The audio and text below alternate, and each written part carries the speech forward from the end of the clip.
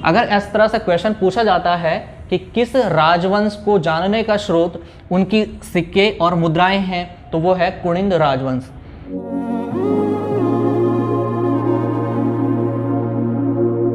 नमस्कार दोस्तों, हमारे YouTube चैनल पर आपका स्वागत है। मेरा नाम आशीष रावत है। मैं PR के स्टडी पॉइंट में एक सीनियर फैकल्टी हूँ। दोस्तों, इस क्लास में हम उत्तराखंड का अध्ययन कर रहे थे, जिसमें हमने उत्तराखंड के इतिहास को 3 भागों में बांटा था। पहला भाग था प्राग ऐतिहासिक काल, दूसरा था आद्य ऐतिहासिक काल और तीसरा था ऐतिहासिक काल। तो इसके जो पहले 2 पार्ट हैं, प्राग ऐतिहासिक काल और आद्य ऐतिहासिक काल, ये हमने पढ़ लिए हैं। आज हम पढ़ेंगे उत्तराखंड का ऐतिहासिक काल। उत्तराखंड के ऐतिहासिक काल को भी हमने फिर 3 भागों में बांटा था, पुरा ऐतिहासिक काल, मध्य ऐतिहासिक काल और नव ऐतिहासिक काल। तो उसमें भी जो आज पहला पार्ट है वो है पुरा ऐतिहासिक काल। तो चलो दोस्तों, आज की क्लास को स्टार्ट करते हैं। तो जो उत्तराखंड का प्राचीन ऐतिहासिक काल है, इस काल में हम देखेंगे कि किस तरह से उत्तराखंड में छोटे छोटे राजवंशों का उदय होता है। तो जो पहला इसमें स्टेप है वो होता है उत्तराखंड की प्राचीन जातियां, कि उत्तराखंड में किन लोगों ने यहाँ पर रहना प्रारंभ किया और कैसे कैसे वो लोग जातियों से उभर करके और एक साम्राज्य तक स्थापित होते हैं। पहली बात करें हम तो कोल जो जाति है उसको उत्तराखंड की सबसे प्राचीन जाति माना जाता है।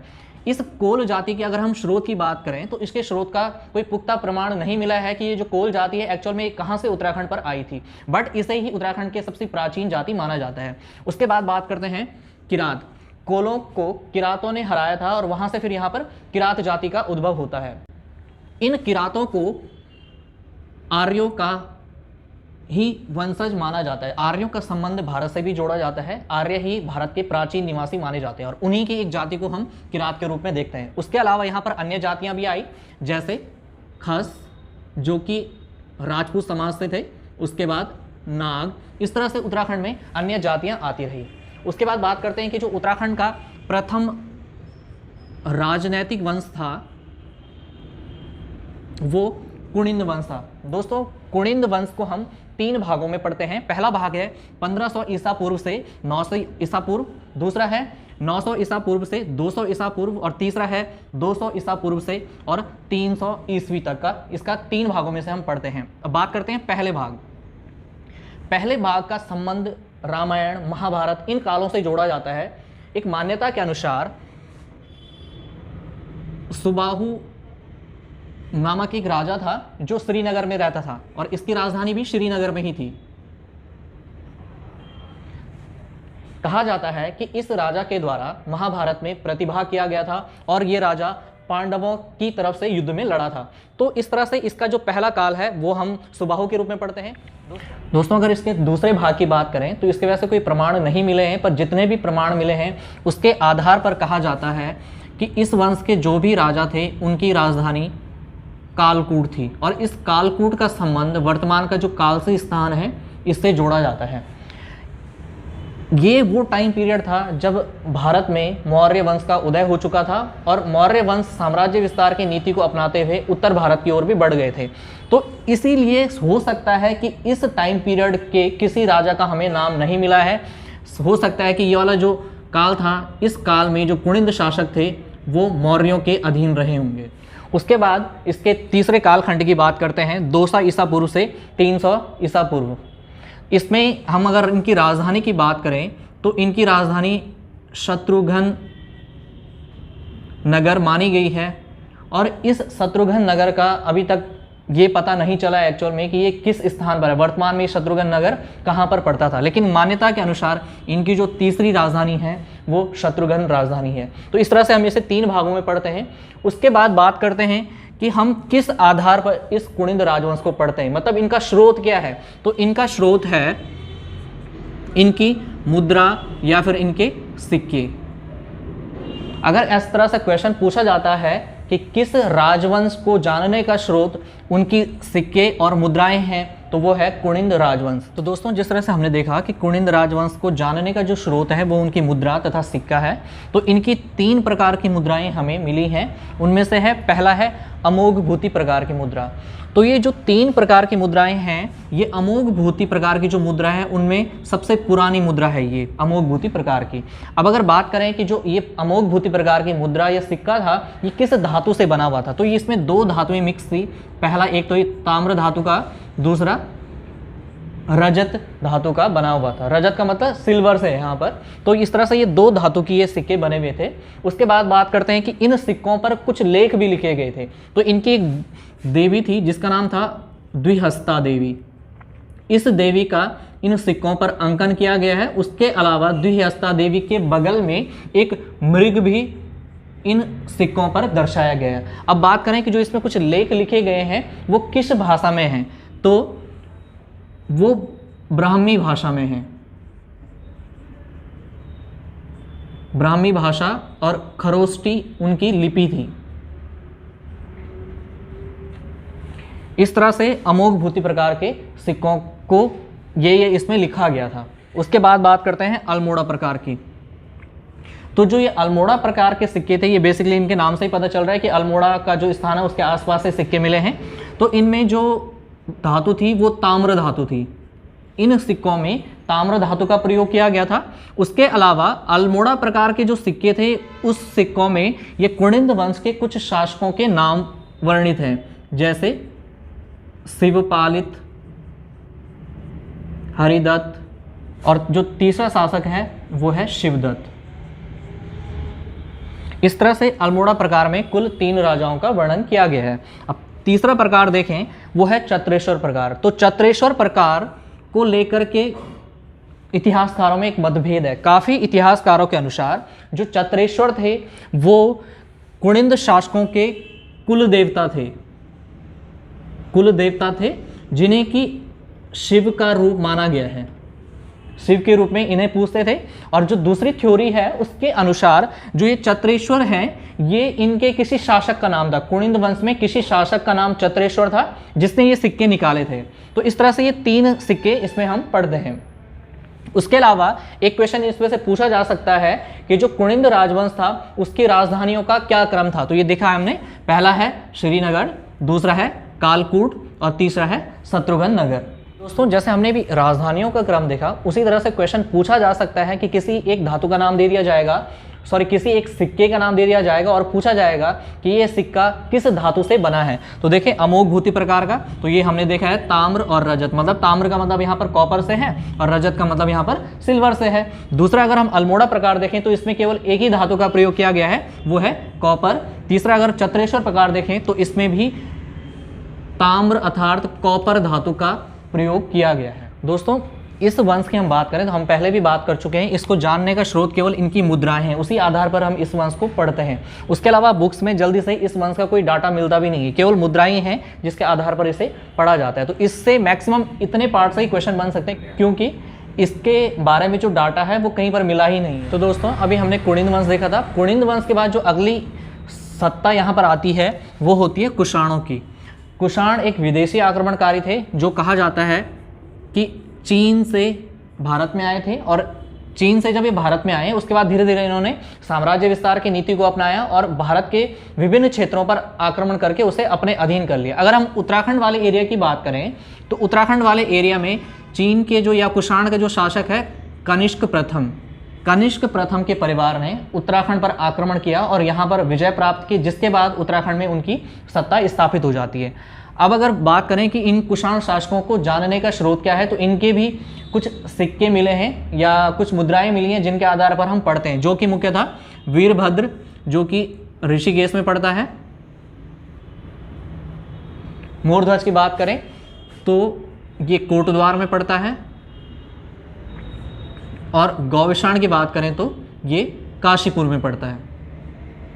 यहाँ से मिले हैं जिसके आधार पर हम इस वंश को पढ़ते हैं। अब बात करते हैं कि कुषाण शासक यहाँ पर कैसे स्थापित होते हैं। तो देखो जो इससे पहले कुषाणों से पहले कुणिंद यहाँ पर शासन कर रहे थे, तो कुणिंद और कुषाणों का युद्ध होता है जिसमें जो कुणिंद होते हैं वो पूरी तरह से उत्तराखंड से भाग नहीं जाते हैं, वो उत्तराखंड के जो पहाड़ी क्षेत्र हैं वहां पर चले जाते हैं, जबकि कुषाण जो थे उत्तराखंड के जो मैदानी क्षेत्र हैं जैसे कि हम कह सकते हैं उधम सिंह नगर, नैनीताल का जो कुछ हिस्सा है वहां पर इनकी सत्ता स्थापित हो गई और इनके डर से जो कुणिंद शासक थे वो ऊपर मैदान पहाड़ी भाग की तरफ भागने लगे। तो काफ़ी समय तक कुषाणों ने उत्तराखंड के कुछ हिस्सों पर राज किया और उत्तराखंड के जो पहाड़ी भाग थे वहाँ पर कुणिंद अभी भी एज इट इज़ राज कर रहे थे। उसके बाद काल आता है कुषाणोत्तर काल, जिसमें छोटे छोटे कुछ राज्य उद्भव होने लगते हैं। मतलब कि जो कुषाण शासक थे धीरे धीरे उनकी सत्ता कमजोर पड़ने लगती है और उनका जो साम्राज्य है वो टुकड़ों में बंटने लगता है। उसमें पहला जो राजवंश है वो यौधेय राजवंश है। अब यौधेय राजवंश की बात करें तो इनका दोबारा से इनका जो हमें पता चलता है वो इनकी मुद्रा से ही पता चलता है। इनकी कुछ मुद्राएं या अभिलेख मिले हैं वो कांगड़ा, शिमला जो कि पड़ते हैं हिमाचल प्रदेश में, जौनसार, और जौनसार पड़ता है हमारा टिहरी और उत्तरकाशी के बाउंड्री की तरफ, सहारनपुर एक यूपी का जिला है। तो इन स्थानों से इनके सिक्के और अभिलेख मिले हैं। उसके अलावा इनकी एक मुद्रा मिली है जिस पर ब्राह्मी भाषा में लिखा हुआ था और उस मुद्रा से ये पता चलता है कि यौधेय वंश के लोगों ने कुषाणों के साथ युद्ध करके उनको यहाँ से हटा दिया था और अपनी सत्ता स्थापित कर दी। अब जो कुषाण वंश था वो एक शक्तिशाली वंश था, तो यौधेय वंश ने इस कुषाण वंश को हराने के लिए एक अन्य शक्ति को अपने साथ मिलाया, वो थी कुणिंद वंश। क्योंकि कुणिंद वंश अब कहीं ना कहीं उत्तराखंड के पहाड़ी हिस्सों में रह रहे थे, तो कुणिंद शासक और यौधेय शासक दोनों ने मिलकर के एक सेना बनाई और वो कुषाणों के साथ युद्ध करते हैं, जिसमें कुषाण पराजित होते हैं और उत्तराखंड में यौधेय वंश सत्ता में आ जाता है। इस यौधेय वंश के बारे में एक और इम्पॉर्टेंट चीज़ है, वो है कि इस यौधेय वंश में गण शासन था, मतलब यहाँ पर लोगों का शासन था। जबकि इससे पहले हमने जितने भी राजवंश पढ़े हैं सभी में राजशाही शासन था, लेकिन जो कुछ सिक्के मिले हैं उनके आधार पर कहा गया है कि यौधेय वंश में गण शासन था। तो कुछ टाइम तक यौधेय वंश की सत्ता चलती रही, लेकिन कुछ टाइम बाद फिर इनको गुप्तों ने अपने अधीन कर लिया था, अर्थात ये जो यौधेय वंश था ये गुप्त शासकों के अधीन हो गया था। तो दोस्तों जो ये परवर्ती कुणिंद थी ये कुणिंदों की एक शाखा थी जो कि पहाड़ी भागों में रह रही थी। अब परवर्ती कुणिंद की बात करें तो इनके जो सिक्के मिले हैं वो भेड़गांव से मिला है, और भेड़गांव जो है ये दुगड्डा के पास स्थित है, और जो दुगड्डा है वो पौड़ी गढ़वाल में है। यहां से इनका सिक्का मिला है जिसमें कि कुछ शासकों के नाम वर्णित है, जैसे कि एक इसमें है छत्रेश्वर, दूसरा है भानु, तीसरा है रावण। इन शासकों का इसमें नाम वर्णित है। दोस्तों परवर्ती कुणिंद और कुणिंद दोनों एक ही चीज़ है। जो कुणिंद तो एक्चुअल में जब इनकी सत्ता स्थापित हुई थी तो मैदानी भागों में स्थापित हुई थी, और जब इन पर कुषाणों ने आक्रमण किया तो ये पहाड़ों की तरफ गए और पहाड़ों में अलग से सत्ता स्थापित कर दी, जिन्हें हम परवर्ती कुणिंद के नाम से पढ़ रहे हैं। दोस्तों जो तीसरा राजवंश है वो युग शैल का गोत्रीय राजवंश है। यहाँ पर कहा गया है कि इसकी राजधानी कालसी में थी, अर्थात ये कालसी में निवास कर रहे थे। यहाँ पर जो युगशैल है काफ़ी लोगों के अनुसार इस कालसी का ही प्राचीन नाम युगशैल था। अब इसके संस्थापक को लेकर के थोड़ा सा कन्फ्यूजन है कि काफ़ी लोगों के अनुसार जो युगशैल का संस्थापक रहा होगा शायद वो कोई शक शासक रहा हो या फिर वो कोई कुषाण शासक रहा हो, जो कि यहाँ पर आया हो और यहीं पर बस गया हो और उसके द्वारा एक अलग राजवंश की स्थापना की गई हो। तो इस तरह से हम देखेंगे कि कुषाणोत्तर काल में किस तरह से कुषाण जो राज्य रहा होगा वो तीन भागों में बढ़ जाता है, तीन टुकड़े उसके हो जाते हैं। पहला है यौधेय वंश, दूसरा है परवर्ती कुणिंद और तीसरा है युगशैल का गोत्रीय राजवंश। मतलब ये तीनों शक्तियां उत्तराखंड में निवास कर रही थी और अलग अलग जगहों पर स्वतंत्र रूप से सत्ता को चला रही थी। तो दोस्तों हमने पढ़ा कि उत्तराखंड की प्राचीन जातियों से उत्तराखंड में निवास प्रारंभ होता है, मतलब तब से यहाँ पे मानव निवास करना स्टार्ट करता है। उसके बाद कुणिंद सत्ता स्थापित होती है, उसके बाद कुषाण, फिर कुषाणों के बाद वो साम्राज्य धीरे धीरे टूटने लगता है। उसके बाद तीन शक्तियों का उद्भव होता है, पहला है यौधेय वंश, दूसरा है परवर्ती कुणिंद और तीसरा है युगशैल का गोत्रीय वंश।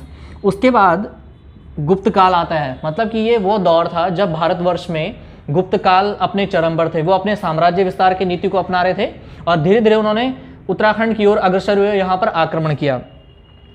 तो गुप्त काल में समुद्रगुप्त की जो पुस्तक है प्रयाग प्रशस्ति, उसमें कुणिंदों के कर्तिपुर राज्य का वर्णन किया गया है।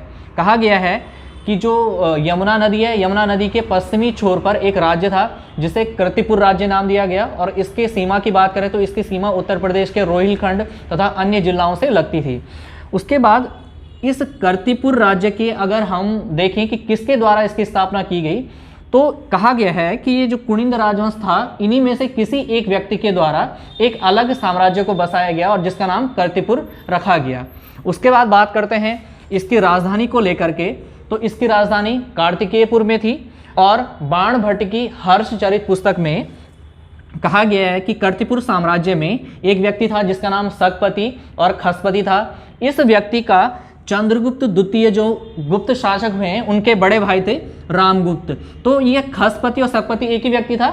इस व्यक्ति का रामगुप्त के साथ युद्ध होता है और रामगुप्त इस युद्ध में हार जाते हैं और सकपति विजयी हो जाता है। तो सकपति के द्वारा मांग की गई कि उन्हें रामगुप्त की जो पत्नी ध्रुव देवी थी वो उन्हें चाहिए, और इसके बाद का कहीं पर पुस्तकों में उल्लेख नहीं किया गया है कि उसका क्या निष्कर्ष निकला, क्या उन्हें ध्रुव देवी दी गई, उसका वर्णन नहीं किया गया है।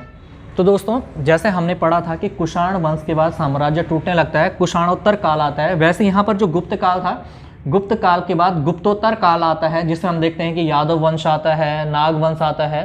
तो ये जो गुप्तोत्तर काल है उसको हम अगली क्लास में उसको पढ़ेंगे। तो दोस्तों, आज की क्लास में हमने जितना पढ़ा, इस वाले पोर्शन से इस कुणिंद वंश को छोड़ करके नॉर्मली आयोग द्वारा क्वेश्चन कम पूछे जाते हैं। इसका रीज़न ये है कि इन वंशों के बारे में प्रॉपर डाटा प्राप्त नहीं हुआ है, कोई साक्ष्य नहीं मिले हैं, जिसके कारण इनसे ज़्यादा क्वेश्चन नहीं पूछे जाते हैं। और जिस पोर्शन या जिस हिस्से से क्वेश्चन पूछे जाते हैं वो हमने लगभग आज की क्लास में कवर कर लिए हैं। तो दोस्तों, अगर आपको हमारी क्लास समझ में आई है तो हमारे चैनल को लाइक, शेयर और सब्सक्राइब करें।